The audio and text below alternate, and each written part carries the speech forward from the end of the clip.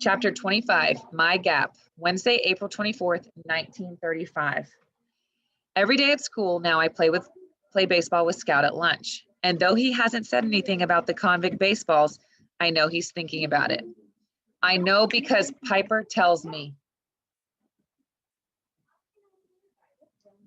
She asked me if I'm going to get Scout a ball. She asked more than once. Both times I pretend I don't hear, but Natalie and I hunt every day. I draw diagrams of the arcs a ball might take from inside the prison wall to the free space outside. Nat and I look for 3 days straight near the northeast point by the water tower.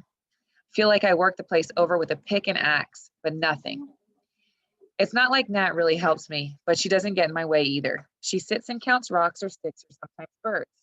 I always make sure to park her right in the center of where I want to look so I can keep an eye on her. We're getting along, Nat and I. It's peaceful to spend time with her out here. Sometimes I even tell her stuff that's bothering me. I don't know if she understands, but she's quiet like she hears.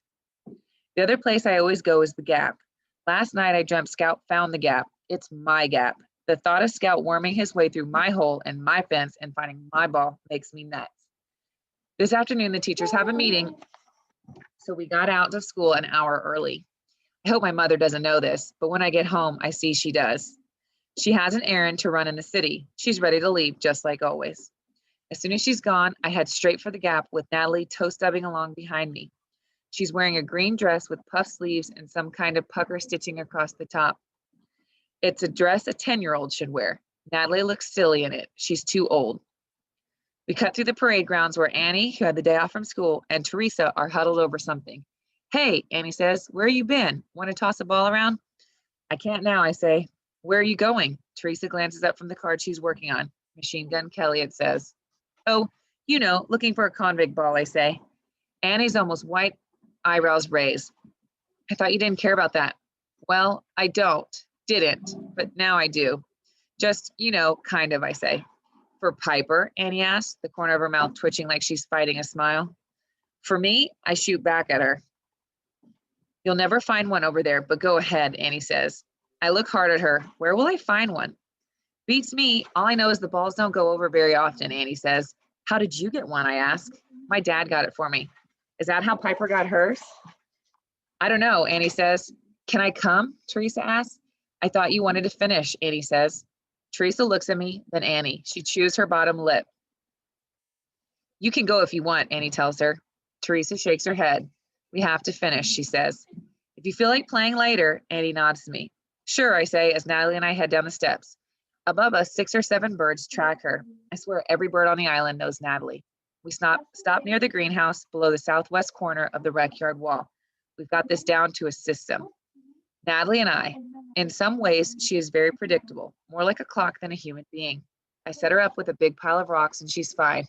It's a warm, clear spring day. I feel happy, as if I'm on the verge of something wonderful. No matter what Annie says, I'm going to find a baseball today. I even start whistling Take Me Out to the Ball Game. When we get to the spot by the west end, I notice the terraces.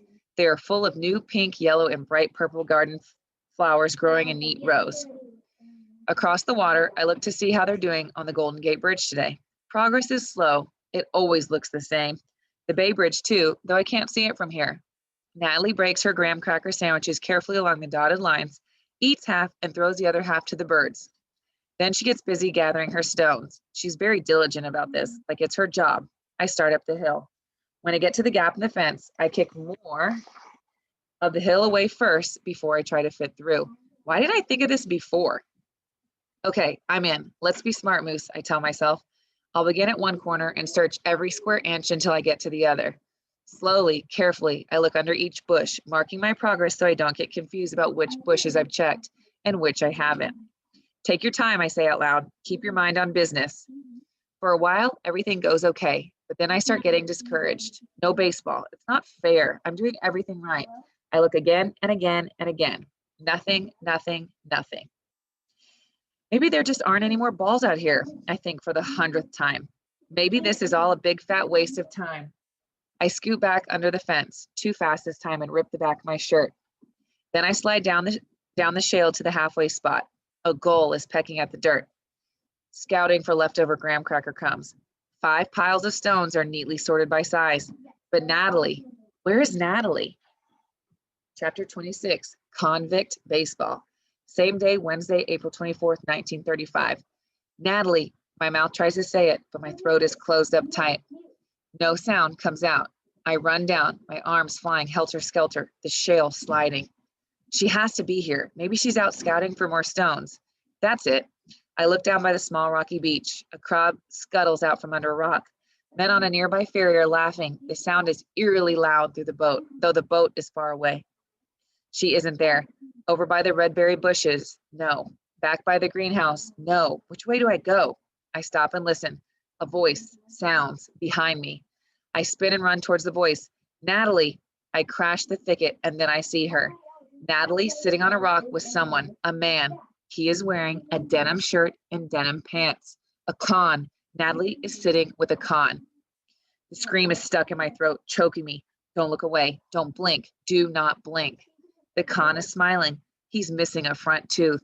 There are dark greased comb marks in his hair. I wonder about this. Inmates aren't allowed hair pomade. Suddenly, this seems very important. Why is he wearing pomade on his hair? Maybe he isn't a con. Please, God, don't let him be a con.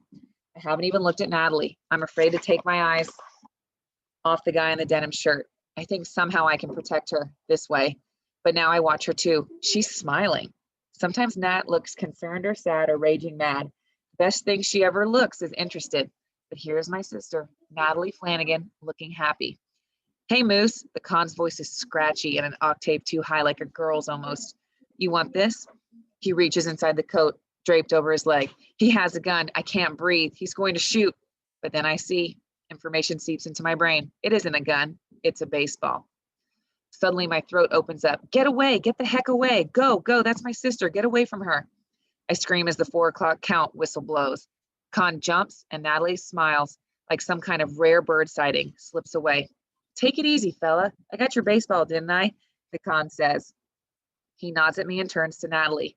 Bye, sweetie. He closes Natalie's fingers around the baseball and fast walks away. Do not call her sweetie, I shout. His pace is uneven, like one leg is shorter than the other. Then I see the number stamped on the back of his denim shirt, 105.